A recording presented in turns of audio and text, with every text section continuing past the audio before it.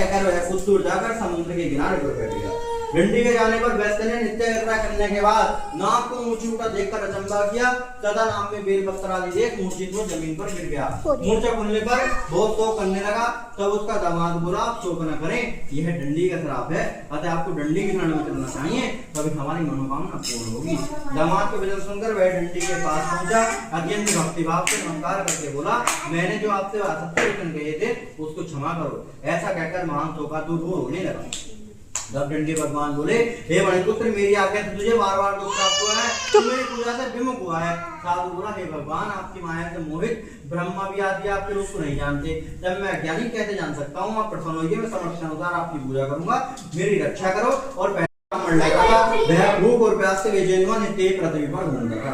ब्राह्मणों को प्रेम करने वाले भगवान ने ब्राह्मण को दुखी देखकर बूढ़े ब्राह्मण का रूप धारण कर आदर के साथ पूछा, विप्र, नित्य दिव्या पृथ्वी पर क्यों घूमते हो? हे श्रेष्ठ ब्राह्मण, ऐसा मत कहो, मैं सुनना चाहता हूँ। ब्राह्मण बोला, मैं बहुत निर्धन हूँ, भिक्षा के लिए पृथ्वी पर फिरता हूँ।